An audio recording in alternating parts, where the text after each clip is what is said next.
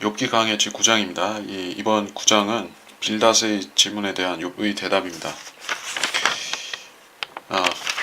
빌닷은 우리가 앞서 보았지만은 그는 현대의 번영신학과 은사주의자들이 현세의 축복을 의인은 반드시 받아야 된다라고 가르치는 그런 교리에 대해서 대답하는 것이요. 욥이 대답을 보면 사람은 하나님과 더불어 의인일 수 없다. 그 진술로서 먼저 시작합니다. 그러자 욥이 대답해 말하기를 나는 그 일이 진실로 어떻게 사람이 하나님과 더불어 의로우리요. 만일 사람이 그분과 논쟁한다면 1000개 가운데 하나도 대답할 수 없으리라. 그는 마음이 현명하시고 힘이 강하시니 누가 그분을 대적하여 자신을 완곡해 하여 번성하였느냐. 그가 산들을 옮기셔도 그것들은 모르며 그가 그의 진노로 그것들을 무너뜨리시는도다.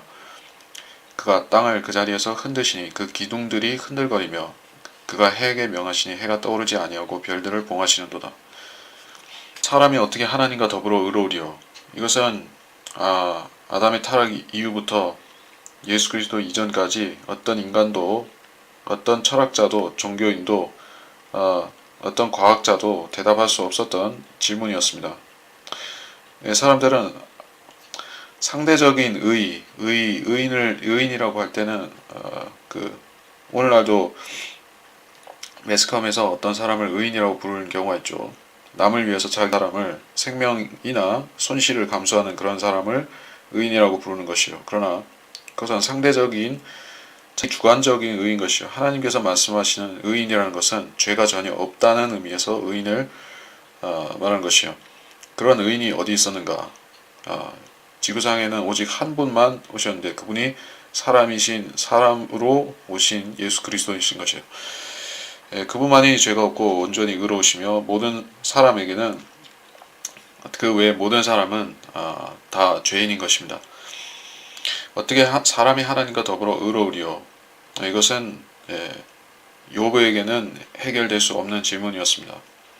우리한테는 해결된 질문이죠. 사람이 하나님과 더불어 의로울 수 있다. 어떻게 하냐면은 용서받으면 그렇게 될 수 있다 하는 것입니다. 그래서 로마서 3장 26절을 보면 어떻게 그렇게 되었는지를 우리가 알 수가 있습니다. 3절에 가운데 하나도 대답할 수 없으리라. 욥은 알고 있었던 것이요. 38장에 하나님께서 욥에게 질문들을 시작하시는데 결국 욥은 한 가지도 대답할 수가 없었던 것을 우리가 보게 됩니다. 욥은 다만 자신이 죄인임을 시인하고 자기 입을 막는다라고 밖에 대답할 수가 없었습니다. 지식적으로 또 불가능하고 이 지혜도 인간은 능가할 수 없다는 것입니다. 하나님의 지혜는 사람이 보기에는 어리석지만 그래서 복음 전파의 어리석음으로 믿는 자들을 구원하기를 기뻐하셨는데 사람들은 그것을 어리석다라고 생각합니다. 헬라인들에게는 하나님의 지혜가 어리석은 것입니다. 그러나 하나님 편에서는 그것이 모든 사람을 구원하시고 진리의 지식에 이르기를 원하시는 하나님의 뜻이 바로 거기에 갈보리 십자가에 거기서 이루어진 값없는 죄의 용서에 있다 하는 것입니다. 그래서 사람은 하나님의 질문에 절대 대답할 수 없다. 4절 그는 마음이 현명하고 힘이 강하시니 누가 그분을 대적하여 자신을 완곡해 번성하였느냐. 그분을 대적하여 자신을 완곡해 하여 번성하지 못했죠. 결국에 끝이 좋지 않았다는 것입니다. 파라오는 어땠었는가? 자신을 완곡해 하고 하나님을 대적했죠. 하나님이 종 모세를 대적했습니다. 그 결과 그는 홍해에서 물고기 밥이 되고 말았죠. 파라오 자신이 그리고 그의 군대가 잠기고 말았던 것입니다.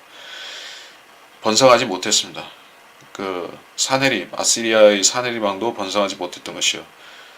하나님께서 허용하신 경우는 있었죠. 그를 대적한 것이 아니라 주를 대적한 것이 아니라 주께서 자신이 종으로 불러서 쓰신 느부갓네살 같은 경우는 파라오와는 달랐습니다. 적그리스도가 결국에는 마지막에 나타날 하나님을 대적할 인간들의 우두머리가 바로 적그리스도인 것이에요. 그래서 그도 잠시 풀처럼 번성하다가 3년 반의 기간이 마치지 못하고 그는 소멸되고 마는 것입니다. 이 땅에서 번성할 사람은 없다는 것은 예언적인 의미도 같이 있는 언급인 것입니다. 5절에 그가 산들을 옮기셔도 그것들은 모른다. 예수님께서 너희가 믿음으로 구하면, 겨자씨만한 믿음이라도 있으면은 그 믿음으로 구하면, 기도하면 산을 저 바다에 빠지라고 해도 그렇게 된다라고 말씀하셨죠. 겨자씨만한 믿음이라는 것은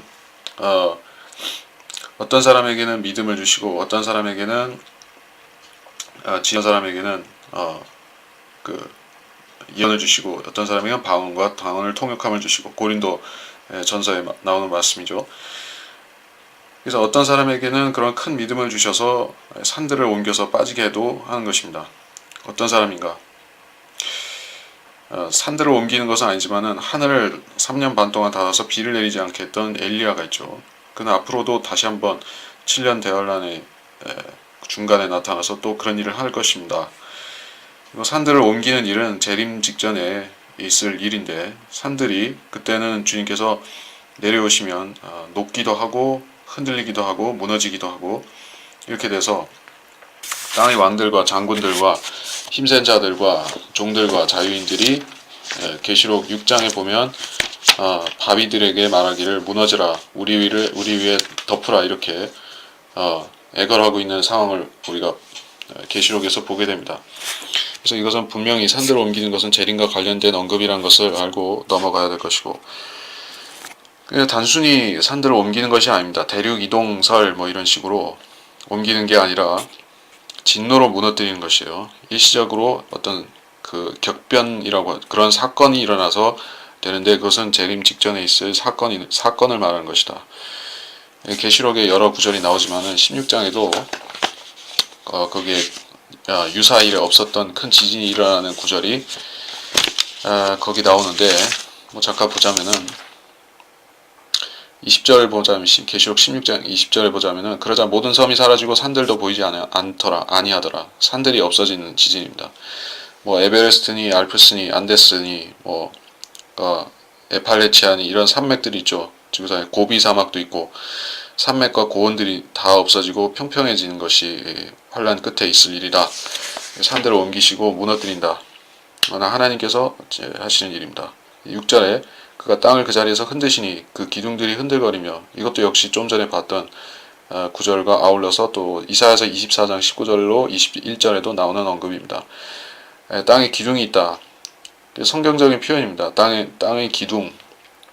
그러니까 땅이 무슨 건물에 기초를 세우고 그 기둥이 있고 이런 식으로 묘사를 했는데, 실질적으로 우리는 지축을 말하고 있죠.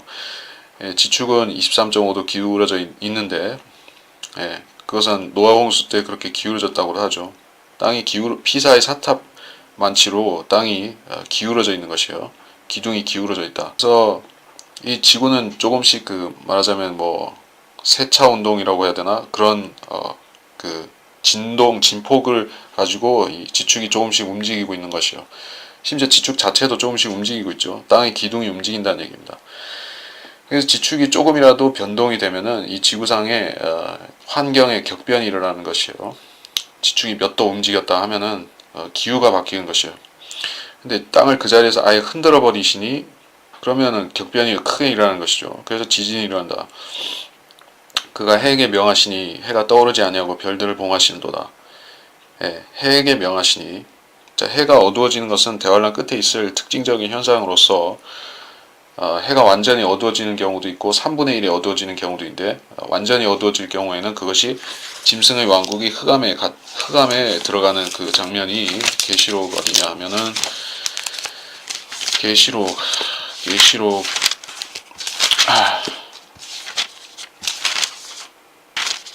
짐승의 왕국이 흑암에 잠긴다. 짐승의 왕국이 흑암에 잠기는 장면이 계시록 16장이죠. 계시록 16장 10절, 11절의 말씀인데, 그 왕국이 흑암에 쌓이며 그들이 고통으로 인해 자기 혀를 깨문다, 이렇게 되어 있습니다. 하나님께서 부분적으로 혹은 전면적으로 해를 가리시면은 그것이 재림의 징조인 것이요. 해가 비치지 않고 달이 빛을 잃어버린다. 이것은 소선지서 중에서 학계 스가랴 말라기가 아니라 요에서에 나오죠. 지금 찾아보면 시간이 걸리니까 넘어가겠습니다. 요에서의 해가 어두워지고 달이 피처럼 되고 또 구름 기둥 또 그리고 불기둥 구름 기둥 그런 언급이 있죠. 엘리야가 같이 언급되면서 자 그렇습니다. 7절에 그렇고 별들을 봉하시는도다. 별들도 같이 일곱 나팔 재앙 때에 이 별들도 타격을 받아서 어두워진다. 장면이 나옵니다. 8절에 그들로 하늘들을 펴시며 바다의 파도 위를 밟으시는도다. 하늘들을 펴신 것은 언제였습니까? 그것은 창세기 1장 2절 이후에 3절부터 시작된 역사죠. 재창조의 역사. 그때 이 하늘들이 생긴 거. 주님께서 창공을 구획들을 나누셨죠. 셋째 하늘이 있고 그 밑에 우주 있는데 그 우주를 덮고 있는 것이 물이다. 그리고 그 밑에 땅이 있는데 지구가 있는 것이죠. 그 지구에 또 첫째 하늘이라고 불리는 공간이 있다. 이렇게 하늘들을 펴신 것이에요. 하늘들을 펴는 과정에서 물들이 위아래로 모인 것입니다. 그래서 여기서 말씀하는 바다의 파도 위를 밟으시는도다. 이것은 단순한 지구상의 어떤 바다나 그런 그와 유사한 존재를 말하는 것이 아닙니다. 지구상에 있는 것이 아니라 이것은 천상에 있는 바다인 것이에요. 그리고 성막에는 놋바다가 있었죠. 놋으로 만든 바다가 있었습니다. 거기서 이 재물들을 씻는 일을 했는데 그 놋바다의 위치가 그 성소로 들어가는 입구에 있었던 것입니다. 그 바깥 뜰이 있고 놋바다를 지나치면은 그 안에 성소와 지성소로 통하는 것이요. 성소와 지성소로 들어가는 길목에 이 놋바다가 있다는 것입니다. 그러니까 우리가 살고 있는 곳은 바다 밑에 있는 것이요. 그러면 바다 밑이라고 하면은 마치 하나님께서 죄인들을 물고기처럼 낚는다라고 묘사하시는 것이 그런 의미인 것입니다. 그래서 그 위를 밟으신다는 것은 주님께서 그 곳에 내려오신다는 뜻이 되겠죠. 잠깐 성경을 찾아보고 다시 이어나가는 것이 좋겠습니다. 물들의 통로라는 언급을 찾아보고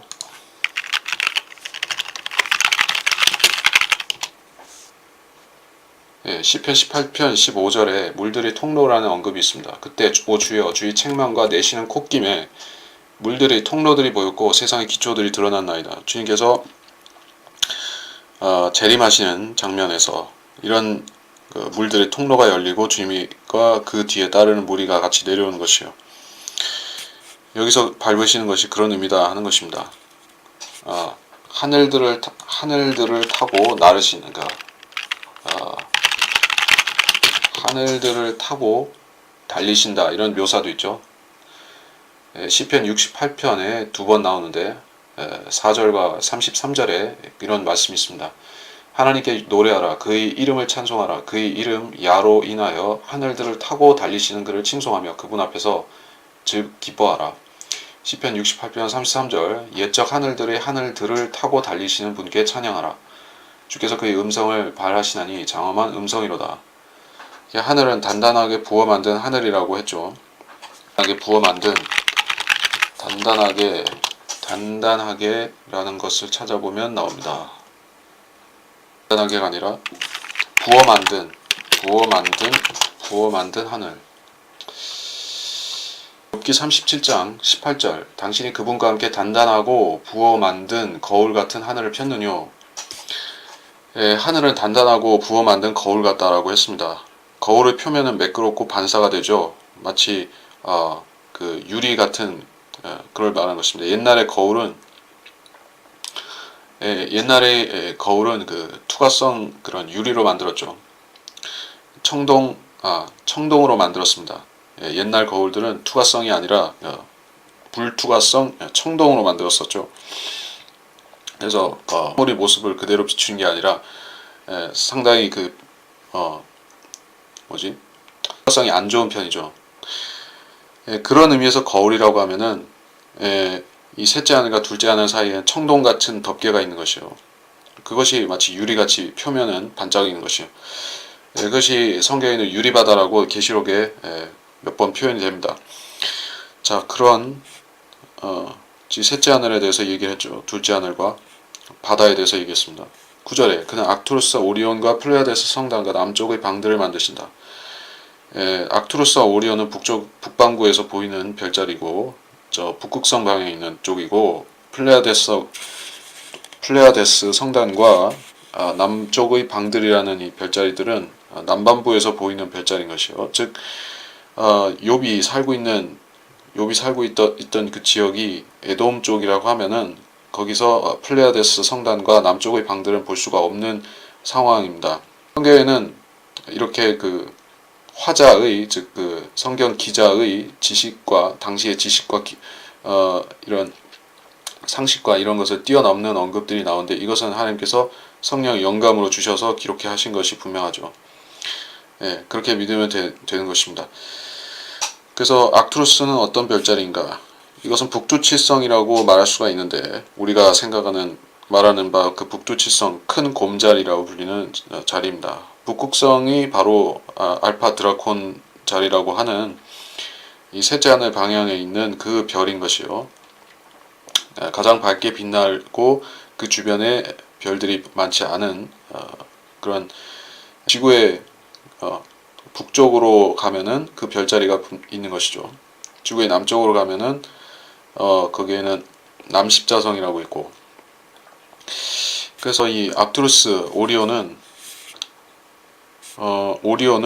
반역을 뜻하는 별이라고 합니다.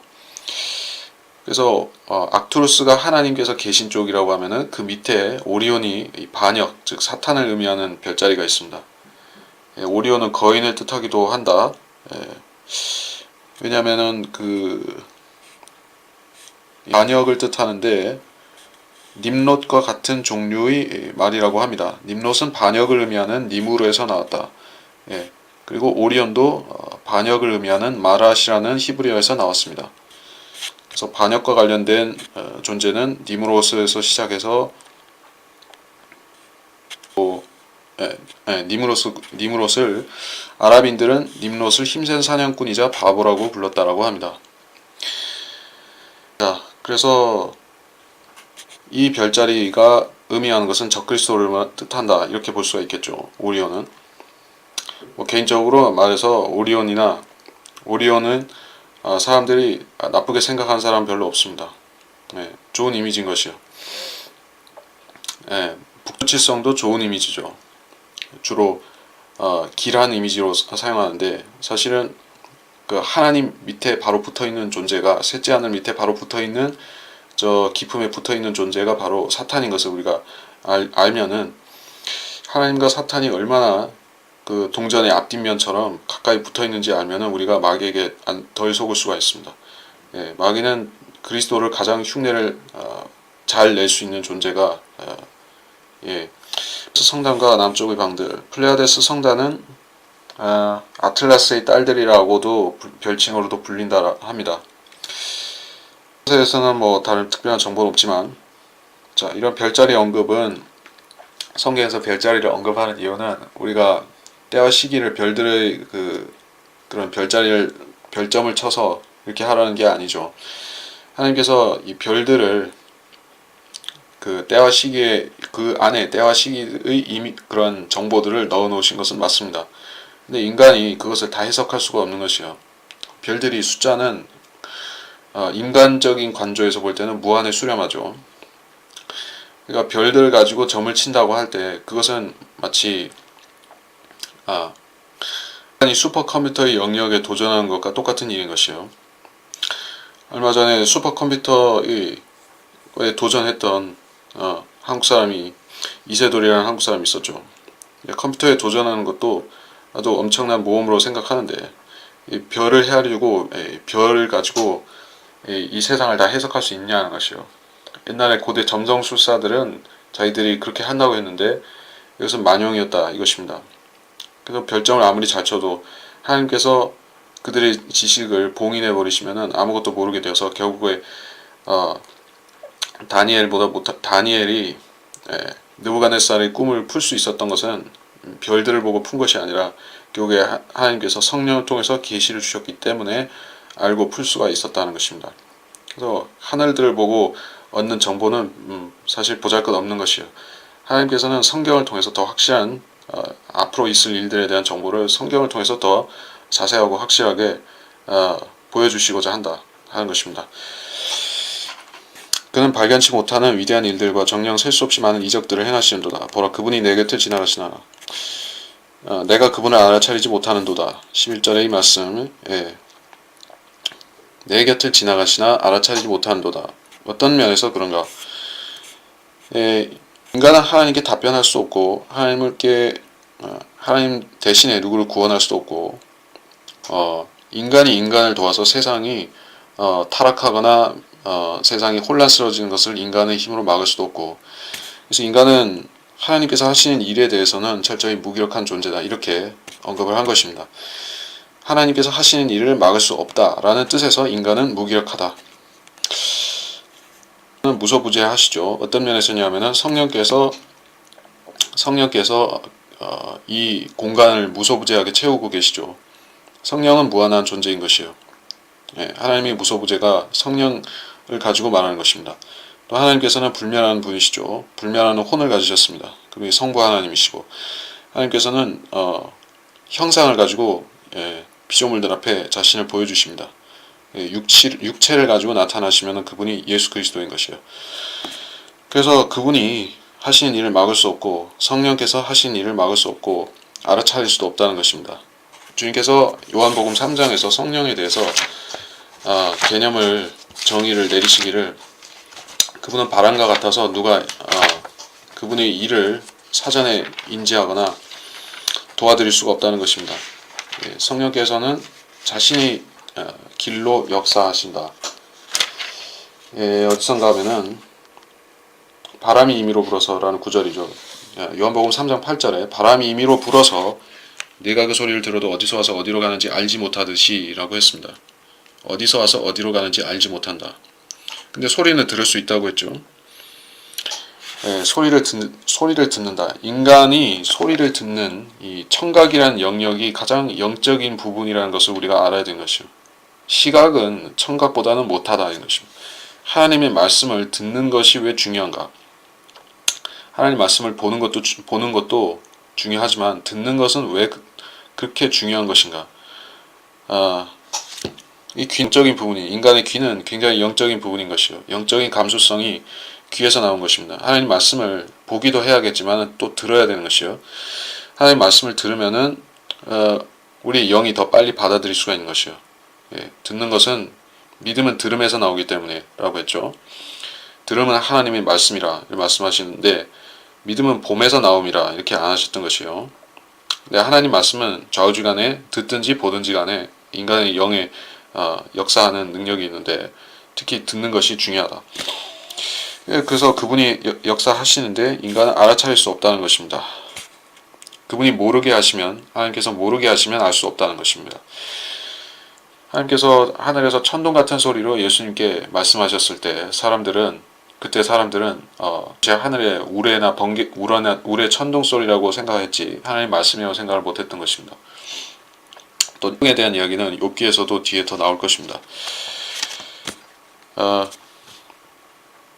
13절, 하나님께서 그의 진노를 거두지 아니하시며 교만한 돕는 자들이 그분 앞에 굽히는도다. 교만한 돕는 자들은 많은 의미를 가질 수 있겠지만은, 우리가 여기에 본문에서 대환란 이야기가 많이 나왔기 때문에 차제에 대환란과 관련시킨다면은, 교만한 자는 사탄이 보낸 적그리스도를 말할 것이고, 교만한 적그리스도를 돕는 자들이 또 있는데, 그들은 열왕이죠.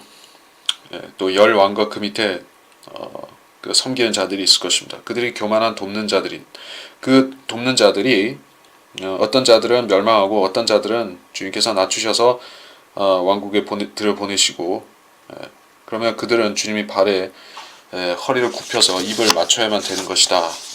그것이 시편 2편에 나오는 교리적인 말씀인 것입니다. 시편 2편 12절에 그 아들에게 입 맞추라. 그러지 않으면 그가 노하실 것이요 그가 조금만 격분하셔도 너희가 그 길에서 망하리라. 그를 신뢰하는 모든 사람은 복이 있도다. 그 아들의 발에 입 맞추라는 뜻입니다. 이 시편 2편 12절에 말씀하고 또 관련된 구절이 입맞추라는 그 관련된 구절이 시편 72편 9절이죠. 주님의 발에 입맞추는 것이요. 그래서 그들은 그분 아래 굽힐 수밖에 없다. 이 땅은 하나님의 발판이라고 여기까지 말씀하신 것이요. 주님께서 발판에 내려오신 것입니다. 그러나 감히 어찌 그분께 대답하겠으며 그분과 따지려고 내 말을 택하랴. 내가 의롭다 할지라도 그분께 감히 대답하지 못하고 다만 나의 재판자에게 간구할 뿐이라. 비록 내가 부르짖어 그분이 내게 대답하셨을지라도 나는 그분이 내 음성에 경청하셨다고는 믿지 아니하리라. 그분이 폭풍으로 나를 부수시고 까닭없이 내 상처를 많게 하시며 그분이 나로 숨도 쉬지 못하게 하시고 괴로움으로 나를 채우시는도다. 힘으로 말하면 보라 그분이 강하시고 심판으로 말하면 누가 내게 변호할 시간을 정해주랴. 비록 내가 스스로 의롭다 해도 내 입이 나를 정죄할 것이요 비록 내가 온전하다 말한다 해도 그것 역시 나의 패역함을 증거하리라. 비록 내가 온전하다 할지라도 내가 나의 혼을 알지 못하리니 내가 내 생명을 멸시하리로다. 내가 의롭다 할지라도 그분께 대답하지 못하고 라고 했습니다. 내가 의롭다 할지라도, 그러니까 인간이 의로울 수 있는 최대한의 의인으로서 연극된 게 노아, 다니엘, 욥과 같은 수준이라고 주님께서 정의를 내리셨던 것입니다. 노아, 다니엘, 욥입니다. 정확히 그 순서대로인 것이에요. 노아, 다니엘, 욥. 노아, 욥, 다니엘인가? 찾아보겠습니다. 노아, 욥. 자, 찾아봤습니다. 에스겔서 14장 20절. 비록 노아와 다니엘과 욥이 그 땅에 있다 할지라도 내가 살아있는 한 그들은 아들이나 딸도 구해내지 못하고 그들의 의로 말미암아 자신들의 혼들만 구해내리라. 주 하나님이 말하노라. 내가 의롭다 할지라도 하나님께서는 욥의 의를 인정하셨습니다. 근데 여기에 조건이 붙어있는 것은 그들의 의는 그들의 의만 구원할 뿐이라고 말씀하셨습니다. 예수님의 의는 모든 사람을 구원할 수 있기에 충분한데 왜 욥이나 노아나 다니엘 이런 의인들은 자기 의로 자기만 구원할 수 있는가? 오히려 궁금하죠. 그래서 인간의 의가 그만큼 보잘것없다는 뜻이 되고, 둘째로 그 의인들 자체도 그들을 구속해주는 분 때문에 더불어 의롭게 된 것이지 스스로 의로운 것은 아니라는 얘기입니다. 결국 이 세상에 의롭다고 칭하는 모든 사람들, 모든 이름들, 모든 그 존재들이 그 자체가 의는 전부 예수님에게서 온 것이에요. 근데 그 사람이 자기가 행해서 의로워진 사람이 있죠. 행함으로 의로워진 사람이 있습니다. 구약시대 사람들은 자신이 의를 행함으로써 의로워졌습니다. 근데 결국에 그 의는 하나님께서 보시기에는 온전하지 않은 것이에요. 왜냐하면 육신 안에서 죄인이 행한 의이기 때문에 결함이 있다는 것입니다. 그래서 노아도 실수를 했죠. 포도주를 먹고 뻗어버렸죠. 다니엘도 금신상에 느부갓네살이 금신상에 절하라고 할 때 친구들을 외면하고 숨었던 것이에요. 그런 실수를 했습니다. 욥은 어떤 실수를 했는가? 자기 의를 주장하다가 하나님을 비난하는 실수를 했습니다. 이들은 실수를 했지만 하나님께서 결국 예수님의 의를 가지고 그들을 다 의롭게 만드신 것이요. 그러니까 자기들의 의는 자기들만 의롭게 한다는 것이 예수님과 엄청나게 차이가 있다는 얘기입니다. 신구약의 차이가 여기에 있다고도 말할 수가 있다. 이렇게 얘기하겠습니다. 나의 재판자에게 간구할 뿐이라. 재판자에게 간구할 뿐이라. 재판장, 의로우신 재판장이라고 하나님께서는 불리신 것이요. 의로운 재판장. 디모데 후서 4장 8절이죠. 이후로는 나를 위하여 의의 면류관이 마련되어 있어 의로우신 재판관이신 주께서 그날에 그것을 내게 주실 것이며 또 나뿐만 아니라 그의 나타나심을 사모하는 모든 사람에게도 주실 것이라. 하나님께서 의로우신 재판장이시고 성자 예수 그리스도께서도 의로우신 재판장이십니다. 그래서 심판석이 하나 이상 있는 것이 모순이 아닙니다. 백보자 심판석도 있고 그리스도의 심판석도 있고, 그래서 백보자 심판석에 앉으신 분이 하나님, 성부 하나님, 그리스도의 심판석에 앉으신 분이 성자 예수님. 심판석이 그리스도의 심판석 하면은 우리가 심판을 받는 그 심판석을 말하는 것이에요. 차이점을 알아야 되겠고, 자, 제가 비교해 보려는 것은 재판자이신 나의 재판자에게 라고 했을 때 이 표현을 가지고 좀 보려는 것입니다. 15절에 마이 저지라고 되어 있죠. righteous judge라고 디모데후서 4장 8절에도 사실상 같습니다. 판관, 재판자 표현이 살짝 다른 이유를 생각해 보자면은 우리한테는 재판관이신데 우리는 그분이 누구인지를 알죠. 예수 그리스도께서 나를 재판하신다. 그리스도의 심판석에서 시기도 알고 있습니다. 언제 휴가 되면 그때 받는다. 그래서 우리한테는 구체적으로 다가오는 피부에 와닿는 사실이라고 볼 수가 있죠. 그래서 우리는 공판 기일이 정해진 사람, 말하자면 우리가 감옥에 가는 것은 아니지만은 어떤 재판 자리에 가서 그 앞에서 변론하게 될 날이 온다. 그것을 분명히 알고 있는 사람 입장에서는 재판관이고, 그 욥의 입장에서는 재판자이죠. 재판 날이 아직 확정되지 않은 것이요. 언제가 될지 잘 모르고 있습니다. 그 자신은. 그러니까 약간 한 차원 좀 멀어 보이는 표현을 재판자로 썼다. 이렇게 이것은 뭐 말을 끼워 맞춘 것은 아니니까 그런 뜻입니다. 내가 부르짖어 그분이 내게 응답하셨을지라도 나는 그분이 내 음성에 경청하였다면 믿지 않으리라. 내가 부르짖어 대답하셨을지라도 하나님께서는 기도 응답을 여러 가지 형태로 하실 수가 있죠. 하나님의 말씀을 통해서 말씀을 보여주심으로 간접적으로 응답하실 수도 있고, 실제로 성도들에게 구약 성도들에게 말씀하셨던 적이 많이 있었죠. 또는 꿈으로 보여주시기도 하지만, 그리고 바울에게도 다른 사도들에게도 나타나서 말씀하실 때가 있었습니다. 그들은 하나님의 말씀, 예수 그리스도의 말씀이라는 것을 분간하고 받았습니다. 근데 욥은 어떻습니까? 그의 중보자를 모르고 있죠. 하나님께서 욥을 1대1로 상대하시는 것이에요. 그러니까 의인이라 할지라도 마찬가지입니다. 그 이사야가 그런 말을 했습니다. 이사야가 어떤 말을 했냐면은 그가 하나님을 목도했었던 것입니다.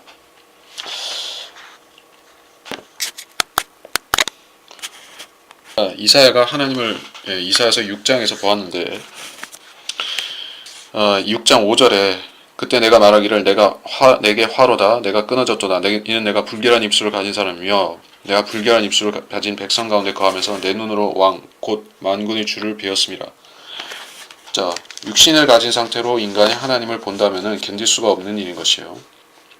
하나님께서 보호하심이 없으면은 그 사람은 하나님의 거룩하심을 직면하게 되면은 말 그대로 그 사람은 파멸될 수가 있는 것이에요. 죽어버린다는 뜻입니다. 육신을 가진 인상에. 그래서 욥으로서는 하나님을 직접 대면하는 것이 다른 성도들도 마찬가지지만은 주위 천사를 만났을 때 두려워하는 것과 마찬가지로 두려운 것이에요. 그분이 게다가 하나님께서는 욥이 생각한데 하나님께서는 그를 대적하고 적대하고 계시기 때문에 더욱 두려운 것입니다. 그분이 폭풍으로 나를 부수시고 까닭없이 내 상처를 많게 하시며 그분이 나로 숨도 쉬지 못하게 하시고 괴로움으로 나를 채우시는도다. 숨도 쉬지 못하게 하시고 폭풍으로 부수시고 마치 악인을 다루듯이 하셨다는 것입니다. 적그리스도나 악인을 다루듯이 주님께서 욥을 다루고 계시다. 그래서 욥의 슬픔이 극한에 이른 것입니다. 대환란 때 의인들도 이러한 극한의 상황에 가는 것이에요. 그리스도인들이 자기의 생애 중에서 이런 일을 경험한다면은 그 사람이 이 시련을 잘 견디고 통과하게 되면은 그 사람한테는 훌륭한 믿음의 간증이 되겠죠. 그래서 모든 성도들이 고난을 겪을 때 고난을 잘 겪고 통과하면은 이기고 통과하면 그것이 그에게 훈장이 되는 것입니다. 근데 하나님께서 전능하신 손길로 하나님의 손길 아래 떨어지는 것은 두려운 일이라고 히브리서에 자 하나님이 손에 떨어지는 것에 대해서 히브리서 10장 31절에 살아계신 하나님이 손 안으로 떨어지는 것은 두려운 일이라 하나님의 손 안에 떨어진다 이런 표현을 썼습니다. 예, 하나님의 손 안에 떨어진다. 하나님을 직접 목도한다. 하나님과 정면으로 하나님을 만나야 된다. 그래서 하나님을 만난다는 것은 죄인들에게는 불행한 일인 것이요. 왜냐하면 거룩하지 못하기 때문에 그 사람들 하나님을 보는 것이 두려움과 고통이 되는 것입니다. 그래서 하나님을 직접 목격하기 위해서는 우리가 그분과 똑같은 몸이 되든지 몸이 되면서 또한 거룩해지면 우리가 불안해하지 않고 하나님을 만날 수 있는데 그래서 우리는 부활을 기다리고 있는 것이죠. 누가 내게 변호할 시간을 정해주랴. 욥은 그 시간 그 때가 언제 올지를 잘 모르기 때문에 변호인이 없을까봐 이런 말을 했습니다. 하나님께서 그에게 예수 그리스도를 보내주셔서 변호인 삼게 하신다 이런 약속을 하셨냐면은 이런 약속을 아직 받지 못했습니다. 욥이 고수하고 있는 것은 자신이 의롭게 살아서 하나님 앞에 정직하게 살아서 인정받는 그 자신의 의를 갖고 있었을 뿐이지 예수님의 갈보리 십자가에서 부어진 의를 통해서 완전히 의롭게 되고 또 하늘에서 임명하신 변호인이 그에게 있다는 사실을 몰랐던 것이에요. 그래서 그는 자기가 변호할 기회가 있을지 없을지를 모른다 이렇게 얘기했습니다. 내가 스스로 의롭게 되어도 의롭게 해도 내 입이 나를 정죄할 것이요 내가 온전하다 말한다 해도 그건 역시 나의 패역함을 증거하리라. 의롭다 해도 입이 정죄한다. 그래서 사람의 입은 어떻게 보면 참 역설적인 사람의 기관 중에 역설적인 부분이 아닐 수 없습니다. 입에서 입으로 들어가는 것이 아니라 입에서 나오는 것이 사람을 더럽힌다라는 말씀을 하셨죠. 그리고 혀는 세상을 태우는 자신과 세상을 태우는 악이라고 야고보서에 말씀을 하셨던 것입니다. 혀는 불이요 죄악의 세상이라. 그처럼 혀는 우리 지체들 가운데 있으면 온몸을 더럽히고 일생을 불태우나니 곧 지옥의 불에서 태우느니라. 지옥에 가고 하늘나라에 가고 하는 그런 차이가 혀의 권세에 있다. 그러니까 혀가 마음을 결정짓는 그런 잣대라는 것입니다. 마음에 예수 그리스도를 믿고 시인하면은 입으로 시인하는 것입니다. 그러면 이 혀의 권세가 내가 혀의 권세를 바로 써서 하늘나라에 가는 것이요. 그런데 그 입이 나를 정죄한다는 것입니다. 내가 아무리 거짓말을 잘하는 사람이라 할지라도 복음 앞에서 당신은 죄인이다 라고 지옥에 갈 수밖에 없는 죄인이라는 말을 들었을 때 둘 중 하나밖에 할 수 없는 것입니다. 계속 거짓말을 하든지 아니면은 시인하는 것이요. 그래서 입이 나를 정죄한다. 욥은 정직한 사람이죠. 최소한 거짓말을 미워한 사람인 것이요. 그래서 하나님께서 그가 죄인이라고 하시면은 자기가 의롭다고 해서 자기 의를 주장하지 않습니다. 자기가 죄인이라는 것을 시인하고 자신을 정죄한다는 것입니다. 내가 온전하다 말한다 해도 나의 패역함을 증거하리라. 자, 이것은 상대적인 얘기인 것이요. 하나님께서 보시기에 사람의 의는 더러운 걸레와 같습니다. 이사야서 64장 6절 그러나 우리는 다 불결한 것 같고 우리 모든 의는 더러운 걸레 같으며 우리는 다 잎사귀처럼 시들며 이렇게 말씀있죠. 우리의 의는 더러운 걸레와 같습니다. 그래서 내가 의롭다고 주장해도 그것은 역시 나의 패역함을 증명할 것이다. 증거하리라. 증거하는 것은 마음이죠. 증거하는 것은 또한 하나님께서 우리 책들에 기록하신 대로 우리의 불의를 증거한다는 것입니다.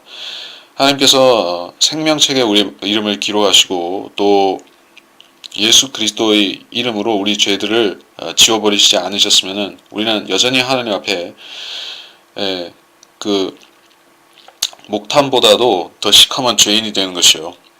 예수 그리스도의 피로 우리 죄를 다 제거를 하지 않았으면 우리가 아무리 바른 행실을 하고 옳게 살려고 했어도 그것은 우리는 여전히 하나님 앞에 패역하다고밖에 증명할 수가 없는 것입니다. 욥의 고백이 거듭나지 않은 사람들에게는 다 공통적이고, 구원받은 사람에게는 우리 정죄받지 않는 우리 혼은 여기서 예외인 것이에요. 21절 내가 온전하다 할지라도 내가 나의 혼을 알지 못하리니, 나의 혼을 알지 못하리니 무슨 말일까요? 사람이 자기가 온전하게 자신을 커버할 수 있는, 스스로 관리하고 커버할 수 있는 부분은 어디까지나 육신적인 것이에요. 육신에 속한 부분입니다. 우리는 우리 혼을 스스로 단장할 수도 없고 우리 혼을 스스로 관리를 할 수가 없습니다. 혼을 만질 수 있습니까? 만질 수 없죠. 혼은 우리 몸 안에 있습니다. 우리가 혼에 유익을 주기 위해서, 혼은 사실 하나님의 말씀 성경을 양식으로 삼고 사는 존재가 우리 혼인데, 우리가 그 성경 그 책장을 뜯어서 우리가 씹어 먹으면은 우리 혼이 유익을 받는 것이 아니죠. 그러니까 직접적으로 우리가 우리 혼에 영향을 주는 것은 실제로 우리 영적인 그런 과정밖에 없는 것이요. 하나님 말씀을 받아들이고 읽고 또 기도를 하고 또 하나님께 경배를 드리고 이럴 때 우리 혼이 거기서 양식을 얻는 것이지, 우리가 육신을 다루듯이 혼을 다룰 수가 없다는 것입니다. 그래서 내가 나의 혼을 알지 못한다. 내가 내 혼을 아는 유일한 방법은 내 거울을 보고 내 혼이 이렇게 생겼다고 추측하는 것밖에 없습니다. 내 혼이 실제로 그렇게 생겼겠죠. 하지만 거울이 반사하듯이 나는 간접적으로 육신을 통해서 혼을 보는 것이다. 그래서 내가 내 생명을 멸시하리로다. 욥은 지금 구더기에 덮여있기 때문에, 벌레에 덮여있고 자신의 육신이 가증하게 되었기 때문에 생명을 멸시한다라고 말하고 있습니다. 22절에 일이다 한 가지라. 그러면 내가 말하기를 그분은 온전한 자와 악한 자를 멸망시키신다 하였도다. 만일 갑작스러운 재앙이 사람을 죽이면 그분이 무죄한 자의 시련을 비웃으시리라. 이거는 욥 자신의 생각이라고 봐야겠죠. 왜냐하면 하나님께서 이거를 우리한테 교리로 주신 말씀이라고 하면은, 우리가 하나님께 기도하는데도 하나님께서 비웃으신가, 우리가 의를 행하는데도 하나님께서 우리를 무시하시고 내버리시는가, 이렇게 되겠죠. 하나님께서는 절대 그런 분이 아니시죠. 성경에는 사람의 말도 있고 마귀의 말도 있습니다. 또 하나님께서 사람을 통해서 하나님의 말씀을 전달하시는 부분도 있습니다. 하나하나 제대로 정확하게 나누어서 보지 않으면은, 마귀가 한 말을, 가령 뱀이 이브한테 한 말을, 혹은 그 사탄이 예수 그리스도를 시험하면서 했던 그러한 성경을 인용하는 말을 하나님 말씀이라고 받아들이면 어떻게 되겠어요? 물론 정상적인 이성적인 사람이라면 그렇게 안 하겠지만은, 마귀가 들려서 속으면은 그렇게 할 수도 있겠죠. 새로운 성경들이 하고 있는 일이 그런 종류의 일인 것이요. 하나님의 말씀을 마귀의 말로 바꾸고 마귀의 말을 하나님 말씀으로 바꾸고 이렇게 하는 것이요. 가장 대표적인 사례가 새벽별에 갖다 붙여서 예수님과 사탄을 섞어 놓는 것이요. 그러면 사람들은 당장은 안 속는 것 같지만은 자꾸 그런 구절에 부딪히다 보면은 예수님과 마귀를 혼동하게 되는 것이요. 적그리스도와 그리스도를 혼동하게 되는 것입니다. 그러다 보면은 그 성경을 올바로 나눌 수가 없게 되고, 즉 하나님의 말씀을 마귀의 말로 오해하기도 하고, 마귀의 말을 하나님 말씀으로 만들어서 결국엔 성경을 읽으면서 자기 파멸을 초래하는 것이요. 이단 교리를 만들어내고 행위 구원을 만들어내고 자기 파멸로 갑니다. 그래서 이런 교리를 받아들이면 안 되는 건 당연한 얘기죠. 이건 욥이 한 말입니다. 자신은 의인인데 하나님께서 그의 시련을 돌아보지 않으시고 오히려 냉혹하게 보고 계신다는 것입니다. 실제로 주님께서는 침묵하고 계셨죠. 주님께서는 모든 사람의 죄들을 대신해서 갈보리 십자가에서 6시간 동안에 거기에 고통받으시는 주님을 외면하셨습니다. 그를 구하지 않으셨어요. 의인이 그런 고난을 당하는 것을 허용하셨습니다. 주님께서는 아벨을 돌을 들어서 죽이는 순간에도 그 카인을 가로막지 않으셨던 것이에요. 주님께서는 이스라엘이 배교하고 하나님을 그러한 음행한 아내처럼 떠날 때도 그들을 놔두셨던 것입니다. 유대인들이 2000년 동안에 정신을 차리지 못하고 복음을 믿지 않은 채로 성경 거부자로 온 세상을 방랑하고 있을 때도 주님께서는 두고 보셨던 것이요. 아우슈비츠에서 용광로에 그들이 재로 변할 때도 주님께서는 보고 계셨다. 사람들은 하나님께서 돌아가셨다라고 극단적인 말을 하기까지 하는 것이죠. 왜냐하면 수많은 부조리들을, 특별히 하나님을 믿는 사람들, 그리스도인과 또는 유대인에 대해서도 하나님께서 침묵하시면은 사람들은 하나님이 과연 살아계신가, 혹은 하나님의 역사와 기적과 표적과 이런 것은 구약과 또는 그 초림 때만 있었던 것이고 지금은 다 없어졌는가? 하나님은 지금 낮잠을 주무시고 계신가? 물론 하나님께서 실제 잠을 자시는 것은 아니지만은 주님께서는 이 시대에 잠을 자시는 것 같이 조용히 계시다는 것이 하나님의 침묵이라고 합니다. 주님께서 잠에서 깨신다 라는 표현이 시편 78편 65절에 나오죠. 그때 주께서 잠에서 깬 자같이 포도주로 인하여 외치는 용사같이 깨셨으니, 주님께서 깨시면은 그것은 바로 이 세상을 심판하신다는 뜻입니다. 지금은 주님께서 침묵하고 계십니다. 마치 잠자는 사람이 주변 신경을 안 쓰고 잠을 자고 있듯이 주님께서는 이 세상에 많은 불의가 행해지는데도 즉결 심판을 안 하고 가만히 물론 어떤 죄인들은 미리 심판을 받는 경우도 있지만은 그렇게 안 하고 대부분 사람들이 불의를 행하면서도 잘 살고 또 자손들도 잘 되고 또 이런 것들이 반복되면서 사람들은 더 양심의 화인을 맞아가는 것이요. 그래서 사람들은 하나님께서 이제 세상에 간섭을 안 하신다라고 생각하고 그런 것을 그래서 사람들이 종교를 믿는 것은 어리석다 이렇게 말하는 것이요. 하나님께서 어차피 도와주시지도 않을 텐데, 기도해도 응답을 하시지도 않을 텐데 하나님께서는 침묵하시는데 뭐하러 그렇게 하냐는 것입니다.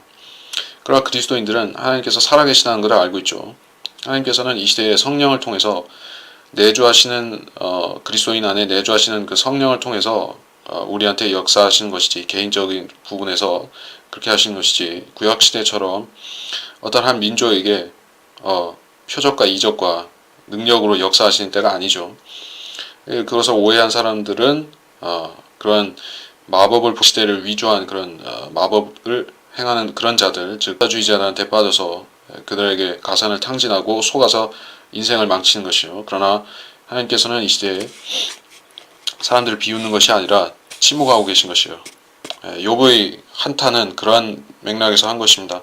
하나님께서는 대환란 때에도 수많은 사람들이 목배임을 당하고 그 비참한 죽음과 고통과 고난을 당하는 때에도, 특별히 유대인들이 고난을 당하는데도 침묵하실 것입니다.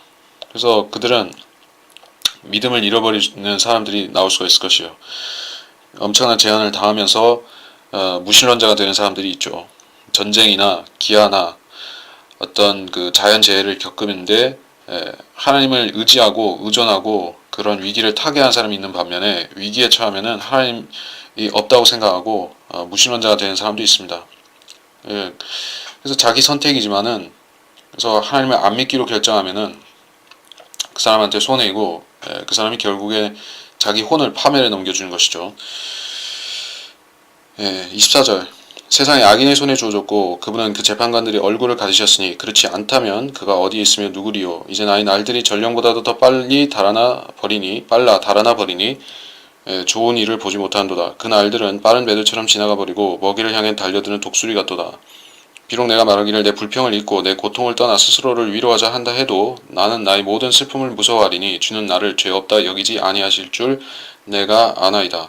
내가 악할진대 어찌 내가 헛되이 수고하리까. 자, 세상이 악인의 손에 주어졌다. 여기서 물론 단수 악인이 쓰여졌기 때문에 이 악인은 적그리스도를 가리킬 수가 있습니다. 교리적으로 그렇지만 일반적으로는 사실로도 그렇게 말할 수 있습니다. 이 세상의 정복자들이 소위 정복자라고 불리는 위인전기에 나오는 사람들 있죠. 알렉산더 대왕이 대표적인데 그 샤르마뇨도 있습니다. 좀 덜 유명하지만은 그 유럽의 최초의 통합 유럽 제국을 세웠던 샤르마뉴 대제라는 사람이 있어요. 둘 다 비슷한 것입니다. 그 사람들은 알렉산더 같은 경우에는 그는 그 제우스 신을 섬기고 자신이 아폴로라고 주장했습니다. 아폴로는 태양신이죠. 그 알렉산더를 모방해서 나중에 루이 14세도 나는 태양왕이라고 주장했던 것입니다. 이런 사람들은 악인인 것이요. 그들의 실제 행적을 보면 자기들의 영광을 위해서 하나님께서 주신 모든 좋은 것들을 다 탕진해버린 것이요. 알렉산더 어떤 사람이었는가? 그가 젊은 나이에 등극해서 불과 몇 년도 안 되는 기간 동안에 20대 후반에 세상을 다 정복했죠. 그 당시에 문명세계가 알려진 대부분의 땅들을 차지했던 것이요. 그러면서 자기가 정복한 땅들에 도시를 세우고 거기에 자기 백성들을 이주시켜서 하나의 문명을 건설하려고 했는데 그 거점들이 알렉산드리아라고 불리고 지금도 그 명칭으로 불리는 알렉산드리아가 이집트에 있죠. 유명한 도시. 배교한 유대인들이 있었고 또 거기서 신약시대의 거짓 성경 70인역의 뿌리가 나온 그 알렉산드리아가 우리가 알고 있는 그 도시인 것이요. 이게 무슨 말인가 하면 세상에 악인들이 손에 주어졌는데 그들은 자기들 뜻대로 이 세상을 주관하고 또 자기들 뜻대로 이 땅의 법과 질서를 마음대로 세우는 것이요. 마치 적그리스도가 그가 때와 시기를 변경시키고 법을 바꾸려고 하는 사람이라고 다니엘서에 나옵니다. 마찬가지로 세상의 정복자들은 자기들이 신념이 이 세상의 통합 제국을 세우려는 신념이 있다는 것이요. 그들은 이거를 발판으로 삼아서 그렇게 하려고 합니다. 알렉산더는 휴머니즘은 그 헬레니즘이라는 일종의 인본주의 플러스 그러니까 종교 통합 플러스 인본주의인 것이요. 그것을 가지고 세계를 하나로 만들려고 했었습니다. 그 사상이 결국에 로마를 통해서 이어지다가 지금의 카톨릭을 장악하고 있고 또 유엔의 핵심 사상이 그것인 것이요. 종교와 문화를 거기에 플러스 인종을 하나로 만들면 세상을 통합할 수 있고 바벨탑의 사건이 있었던 이래로 결코 하나 되지 못했던 세상을 이제 하나의 세상으로 합칠 수 있는 수단이 바로 인종통합, 종교통합 이게 핵심이라는 것입니다. 인종과 종교 이게 하나의 쌍입니다. 자, 그렇고 그 재판관들의 얼굴을 가리셨으니 하나님께서 이 땅의 재판관들을 하나님께서 임명하셨습니다. 재판관기라는 책이 성경에 있죠. 이 책이 참 아이러니한 책인 것이에요. 재판관기가 쓰여진 그 시대에 이스라엘은 왕이 없었고 질서가 없었습니다. 자기 눈에 오른 대로 사람들이 행했던 것이요. 그 책에 보면 심지어 재판관들도 하나님 말씀에 따라서 치리하지 않았던 것을 그런 재판관들이 있었던 것입니다. 삼손 같은 재판관 말하는 것이죠. 자, 불의한 재판관이 그 나라나 민족을 다스리게 되면 어떤 일이 일어나는가? 미국같이 되는 것이요. 미국의 연방 대법원의 그 재판관들이 마귀에게 속으니까 동성 결혼과 동성연애한 그자들의 권리를 인정해 준다는 식으로 미국 사회를 바꿔놓는 것이요. 한국에도 불의한 자가 재판관이 되면은 그런 똑같은 일이 일어날 것입니다. 이미 일어나고 있기도 하고 또 일어나는 것이요. 사회의 악은 사실은 최후 보루가 그 악을 막아서 이 사회가 부패되어서 넘어지지 않게 만드는 최후의 보루가 있는데 그것이 법관들인 것이요. 검사가 아니라 재판관, 법관이 그 일을 하는 것입니다. 그래서 검사가 썩어버리고 변호사가 썩어버리고 이런 거는 사실 크게 문제는 안 되는데 이 재판관이 썩어버리게 되면은 나라가 망하는 것입니다. 그것이 미국이 보여주는 사례라고 할 것이고 또 이스라엘이 역사가 그랬던 것입니다. 그래서 재판관들의 얼굴을 가리셨다. 하나님께서 그렇게 하셨다라는 것입니다. 마귀가 그들을 가린 게 아니라 하나님께서 그를 가리셨습니다. 하나님께서 어떤 나라를 멸망시키고자 작정하시면은 그 나라의 사법부, 특히 재판관들을 바보로 만드시는 것이요. 이 한국의 재판관들 수준에 거의 이르렀다고 볼 수도 있을 것 같습니다. 보통 일반적인 사람들이 상식에도 못 미치는 판결들이 얼마나 많은지 모릅니다.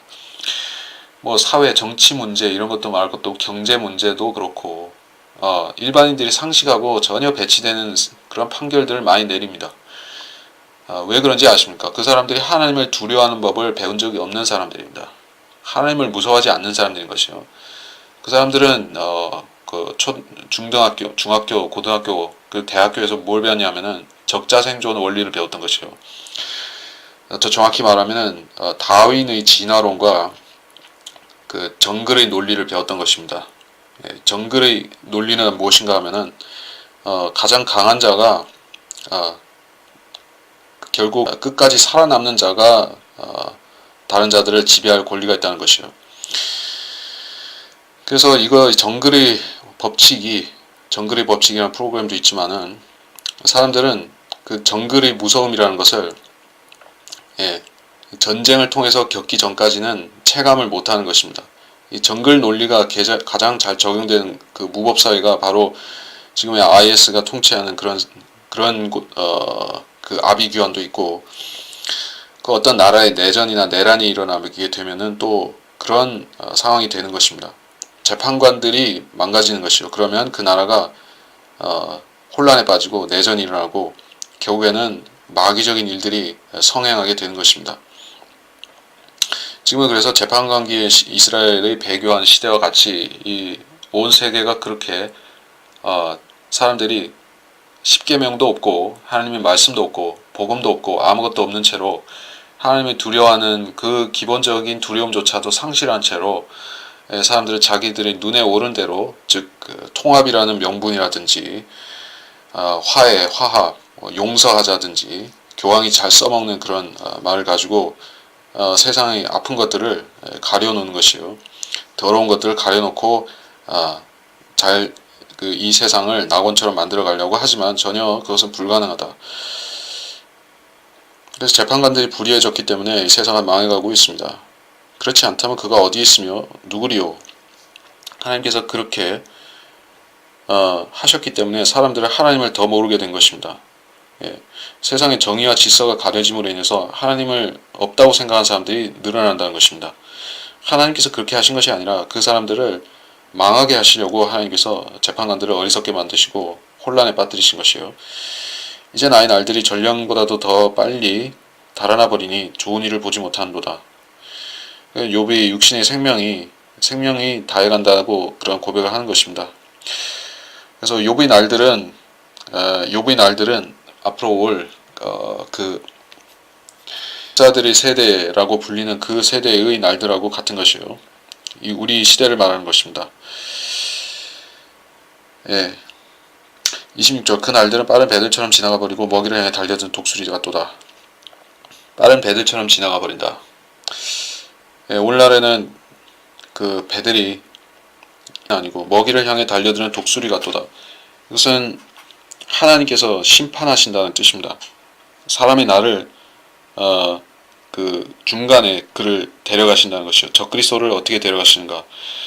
그 연수가 차기도 전에 데려가시죠.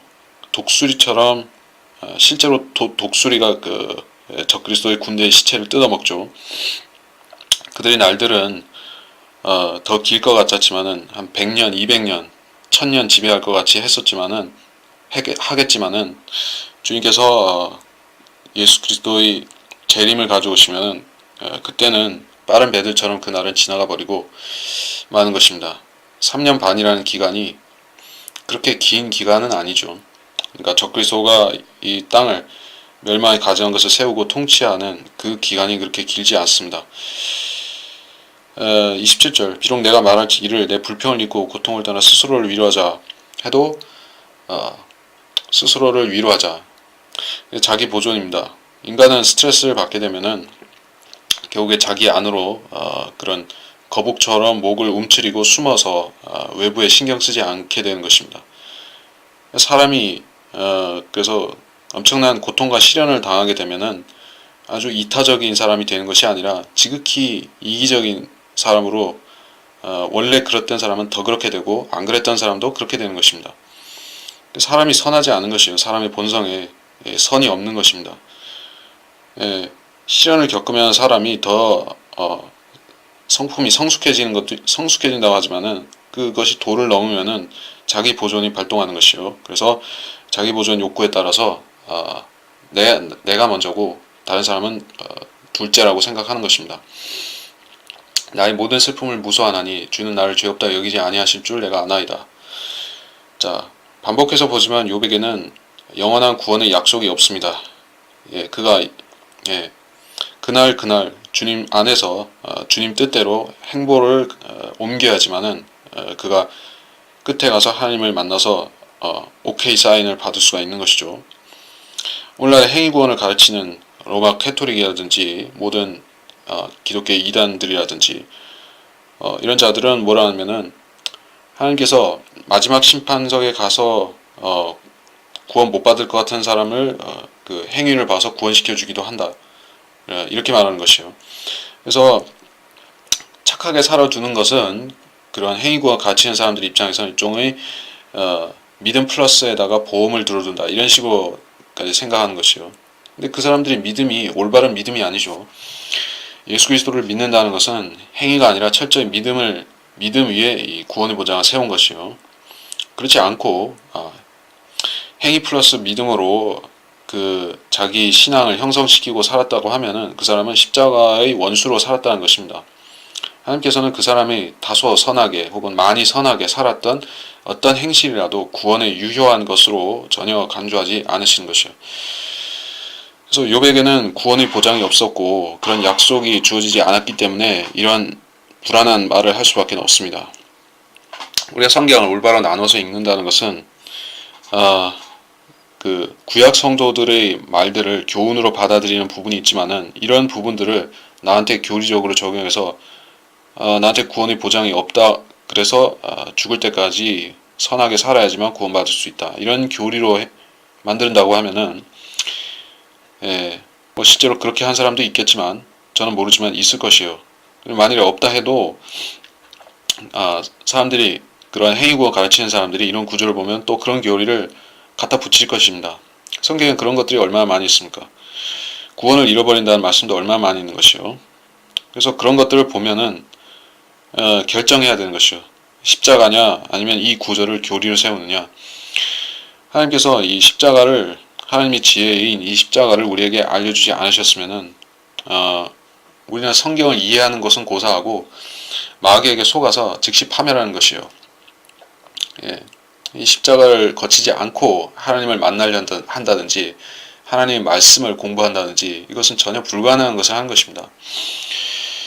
29절 내가 악할진대 내가 어찌 내가 헛되이 수고하리까.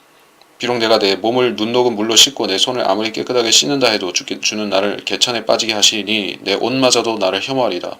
그는 나처럼 사람이 아니시므로 내가 그분께 대답할 수도 없고 우리가 함께 재판받으러 갈 수도 없으며 우리 사이에 중재인도 없으니 우리 둘의 손을 얹을 자도 없도다. 그의 막대기를 내 위에서 가져가시고 내게서 가져가시고 그의 두려움으로 나를 무섭게 하지 않으시기를 원하노라. 그리하면 내가 말하고 그분을 두려워하지 아니하리라. 그러나 나는 지금 그런 처지에 있지 않노라. 욥의 처지가 무엇입니까? 그의 처지는 중재인이 없는 것입니다. 근데 중재인은 앞으로 오실 것이에요. 중재인이 앞으로 오셔서 욥이 선하게 살았든 악하게 살았든 그 모든 것들을 주님이 의로 깨끗하게 만들어서 욥을 하늘에 적합한 사람으로 하나님 앞에 서기에 적합한 사람으로 만드실 분이 바로 주 예수 그리스도라는 것입니다. 욥이 이런 지식이 있었다면은 이런 말을 안 했겠죠. 그러니까 사람들은 생각을 하면서 성경을 읽어야 되는 것이요. 욥이 예수 그리스도를 믿고 구원을 받은 사람이라고 하면 뭐 어떤 식으로든지 무슨 사적인 계시를 받아서 예수님을 미리 알았다든지 아니면 하나님께서 귀띔을 해주셔서 어렴풋이 알기라도 했다든지 앞으로 언제 예수 그리스도라는 분이 오셔서 세상 죄를 해결하실 분이 오셔서 내 죄도 같이 해결하신다는 것을 어렴풋이라도 알았다고 하면은 이런 말을 안 했을 것입니다. 당연하죠. 욥이 그것을 알았으면은 이런 논란 자체가 시작이 처음부터 욥기 시작부터가 안 됐을 것입니다. 하나님께 감사하고 이 시련을 견디겠습니다. 저를 받아주소서 하고 끝나면 되는 것이죠. 무슨 이런 긴 대화가 오고 갈 필요가 없는 것이요. 그리스도인들이 만일에 욥과 똑같은 상황에 처한다고 해서 욥처럼 이렇게 혼란에 빠져서 할 필요가 있습니까? 물론 사람이 고난을 받으면은 이 머리가 흐려져서 본의 아니게 헛소리를 할 수도 있겠지만은 욥처럼 하지는 않는 것이요. 쭉 이게 그러니까 이런 30절, 31절, 32절 이 마지막 절까지 이런 말씀은 욥이 한 말이지 우리 그리스도인의 간증의 고백이 안 되는 것입니다. 그래서 우리는 이것을 교훈으로 받아들이는데 무슨 교훈인가 하면은 십자가가 나한테 가져온 일이 무엇인가? 나는 이런 두려움과 고민으로부터 벗어나 있다 하는 것입니다. 무엇을 통해서 벗어나는가? 예수 그리스도의 피를 통해서 내가 그 피를 믿음을 통해서 나의 죄가 다 제거되었기 때문에 이것이 중요한 것이요. 그래서 나는 욥과 같이 고민하지 않게 되는 것이요. 근데 우리가 왜 욥기를 읽어야 됩니까? 우리가 구원받지 않았으면 이런 말을 할 수밖에 없는 것이요. 구원받지 않았으면서 최선을 다해서 선하게 살았다면 내가 이런 상태에 이르렀을 것입니다. 내가 하나님을 믿는다 해도 구원받지 않은 상태에서 내가 하나님의 존재를 믿는다 해도 그분을 따르고자 노력하며 산다고 해도 욥처럼 될 수밖에 없습니다.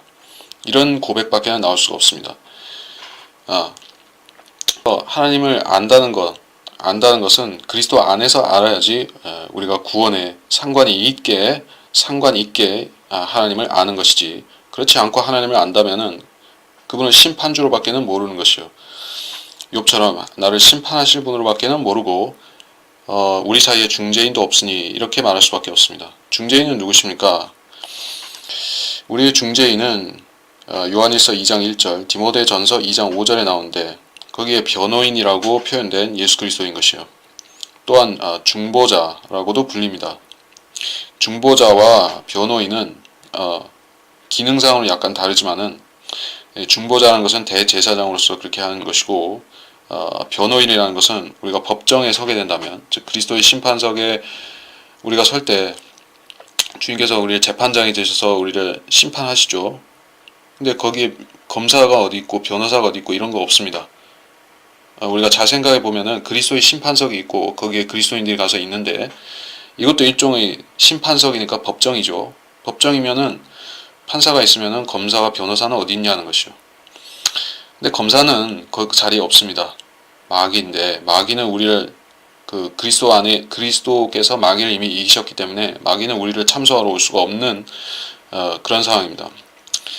그래서 주님께서 검사를 대행하시는 것이요. 변호사까지 주님께서 대행하시는 것입니다. 주님께서 그 법정의 3요소를 판사, 변호사, 검사를 1인 3역을 하시는 것이요. 어쨌든 주님께서는 우리를 2000년 동안 모든 믿는 그리스도인들을 중보해 오신 변호인인 것이요. 그래서 그분이 우리의 변호인으로 있는 한 주님께서 우리를 정죄해서 하늘에서 발로 뻥 차서 우리를 쫓아내실 일은 없다는 것입니다. 그래서 그리스도인들은 그 그리스도의 심판석에 서는 것을 진지하게 생각해야 되고 또 두렵게 생각할 필요가 있지만은 이런 욥처럼 중재인도 없으니 이런 식으로 말하진 않는 것이요. 우리가 가면은 거기에서 분명히 우리를 중재해 주시는 그 분이 바로 그리스도인 것입니다. 내가 악할진 29절, 내가 악할진데 어찌 내가 헛되이 수고하리까. 악할진데 욥이 자신이 악인이라면 내가 악하게 살아서 나한테 무슨 유익이 있느냐 하는 것입니다. 아니면은 선하게 살려고, 악인인데 선하게 살려고 노력할 필요가 있느냐는 것이요. 의인인데 의롭게 살 필요도 없고 악인인데 선하게 살려고 마음을 바꿀 필요도 없다는 것입니다.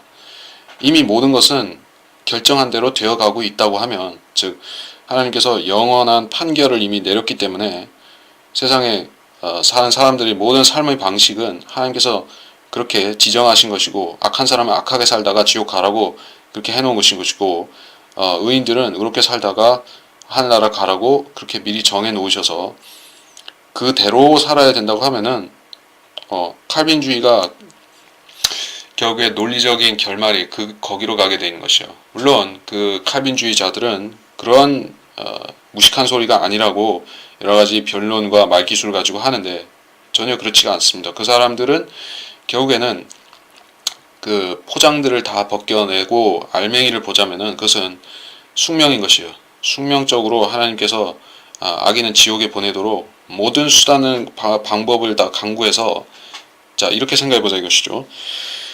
가령 파라오라는 사람이 있습니다. 파라오라는 모세 앞에 모세를 대적하는 이 파라오가 있어요. 이 사람은 악인이 맞습니다.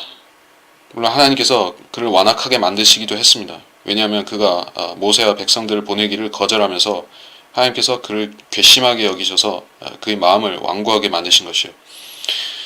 그렇다고 해서 그가 절대적으로 아무 선택권이 없이 모세를 대적해야만 되는 것이 아닙니다.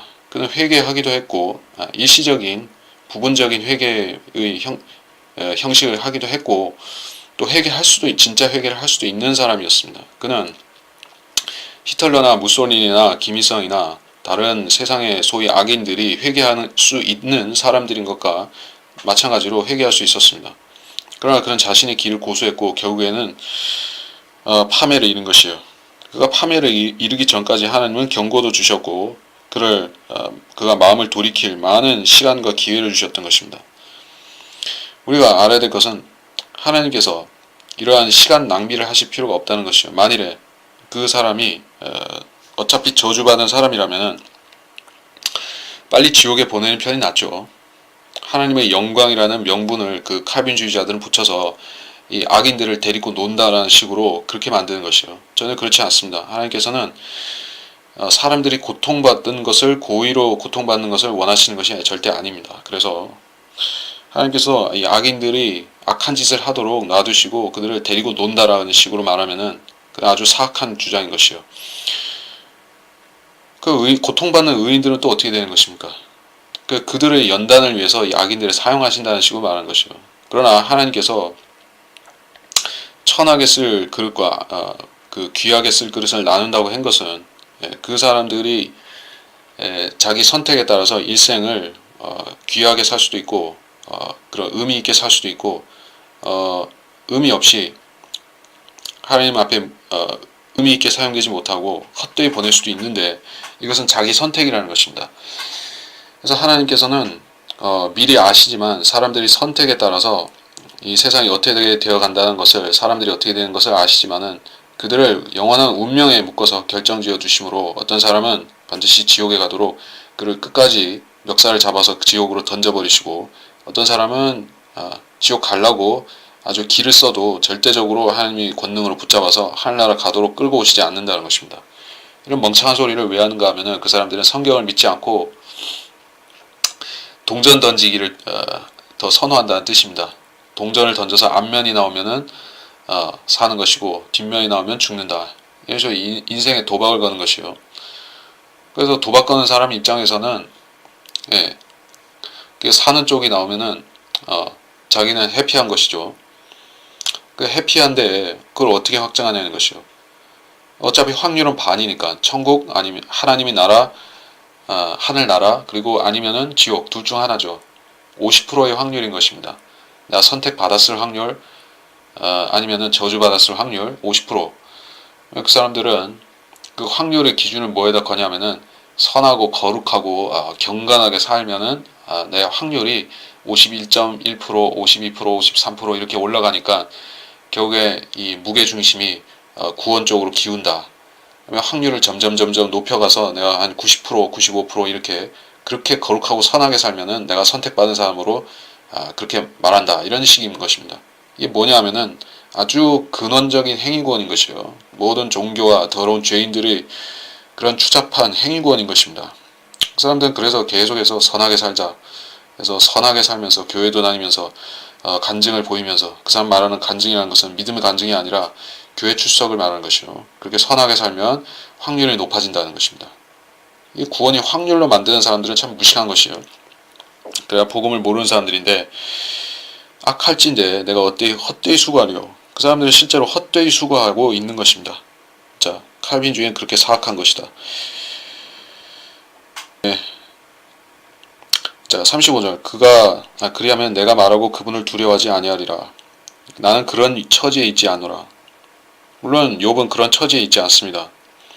그리스도인은 욥보다 더 상황이 나쁘다 할지라도 그런 말을 할 수 있는 처지에 있습니다. 왜냐하면 우리에게는 중재인이 계시죠. 그래서 우리는 다니엘처럼 용광로에 다니엘이 아니라 다니엘의 세 친구 사드락 메삭 아벳느고처럼 용광로에 들어가서 죄로 변해야 한다 할지라도 우리는 중재자가 있기 때문에, 중보자가 계시고 우리는 변호인이 계시기 때문에 우리는 할 말을 다 할 수가 있죠. 우리가 팍스의 순교사를 보더라도 그 십자가에 달려서 아니면은 그 화양 막대기에 달린 사람들도 자기 할 말을 다 하고 가는 것이요. 차이점이 뭔지 아십니까? 이걸 차이점이라고 말하기 그렇고, 오늘날에도 순교하는 사람들 많이 있습니다. 대부분 그 사람들을 보면은 그 모슬렘에서는 뭐 말을 못하게 해서 그런지 모르겠지만은 뭐 간증하고 죽는 사람 잘 없죠. 오늘날 사람들은 믿음이 마음으로 믿고 입으로 고백한 사람이 드문 것이에요. 믿는다는 사람들은 많지만은, 그래서 그 사람이 죽게 되면은 자동적으로 믿은 사람은, 예수 그리스도를 믿은 사람은 입술의 고백이 나오는 것입니다. 또 하나님 말씀이 나오는 것이요. 또 꾸짖을 수도 있는 것입니다. 의와 불의를 그리고 말하자면은 그것은 스테반 집사처럼 할 수가 있다는 것이요. 근데 그렇게 하는 사람은 오늘날에 없죠. 많은 사람들이 자기 믿음을, 이 라오디케아 시대에 자기 믿음을 자기가 믿음 있는 사람인 것을 사람들 앞에 보이고 싶어 하지만은 믿음이 없는 것이 드러나는 것이 바로 이런 부분입니다. 그들은 영적으로 잠들어 있습니다. 영적으로 잠들어 있는 사람들은 힘이 없어서 말을 할 수가 없어요. 우리가 이 시대의 거리에서 복음을 증거하는 것도 성경대로 믿는 사람들만 할 수가 있습니다. 그들은 그런 말을 할 만한 힘을 받은 것이요. 아무리 교회가 커도, 아무리 제자 훈련을 받았어도, 목사 안수를 받았어도 입을 뗄 수 없으면 그 사람은 죽은 그리스도인입니다. 죽은 믿음이 아니라 그리스도인으로서 쓸모없는 죽은 그리스도인 것이요. 자, 그래서 이번 시간을 여기서 마치도록 하겠습니다.